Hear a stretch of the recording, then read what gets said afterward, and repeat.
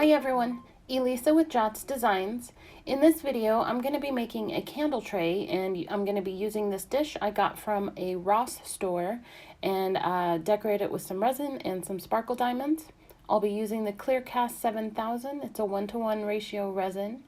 And the colors I'm going to be using are Rez Canary Yellow and Angel White and Light Turquoise, and also teal.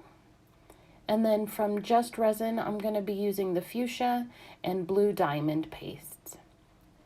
And then I grabbed some metallic powder from Mehron, and it's the silver. So again, this is a 1-to-1 ratio resin. I've got my lines marked out on a cup, and it's by volume. And you always want to start with the hardener first. And so I'm just going to get that measured out, pour in the resin, get that mixed up.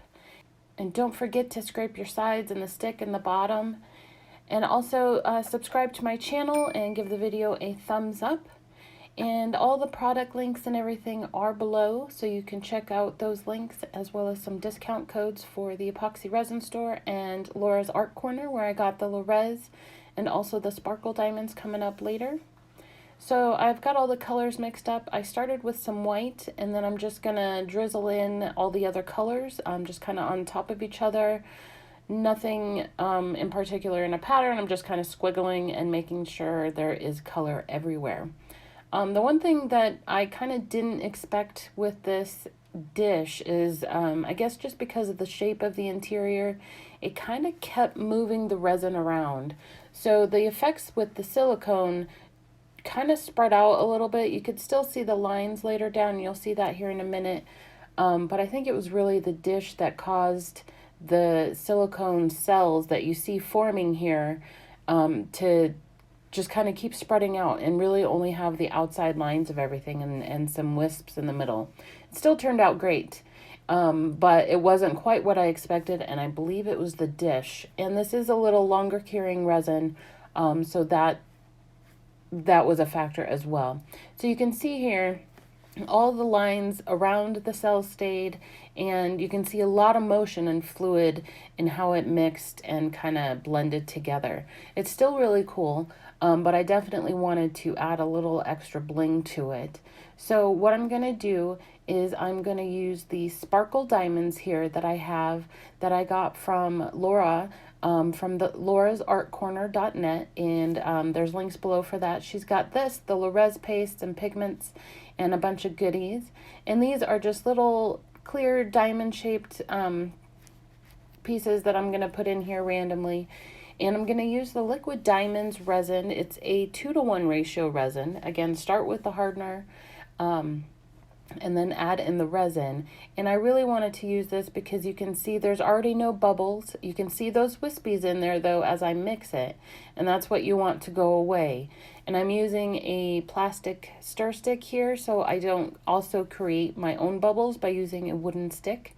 But you can see the wispies kind of follow the stick, and you just keep stirring and stirring, scraping the sides and your stick until it's clear, just like this.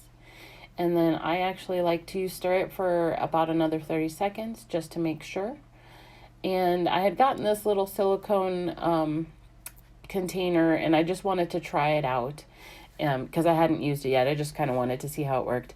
And I just then poured the clear resin in there. I did just under an ounce, just so I had a nice thin layer on there for these little sparkle diamonds to basically sit in and adhere to. And I started out by using this little jewel picker. It's kind of sticky on both sides, and it helps pick things up, but then I had to use a toothpick to get it off of that because the resin itself wasn't sticky enough to pull that little diamond off. I tried some tweezers, that wasn't working, and I just found that using a toothpick with just a little bit of resin on the tip actually picks up those diamonds nicely, and then they'll just fall off into the resin. So that was definitely the best way for me to get those in there. They don't, of course, lie straight because they are pointed on the bottom, but I wanted them there really just to help capture the light, since it is going to be used with candles. And I don't want to put tea lights directly on there because this is not a heat resistant resin like some of them are.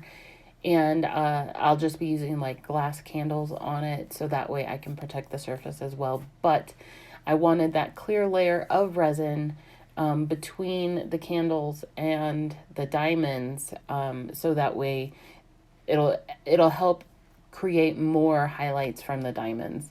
So I'm just going to use a little bit more of the liquid diamonds. I did close to 2 ounces. And again, it's a 2-to-1 ratio, so 1 part hardener, 2 part resins. Got that mixed up and poured out. Made sure I had any little dust particles or anything removed. Gave it a quick torch with the lighter to get bubbles and covered it with this little picnic tent to prevent any dust getting there. And it works great. I hope you guys enjoyed the video. Let me know if you have any questions. Double check out the links below, and I have links if you'd like to help support my channel to keep it going in the future. And I will see you guys next time.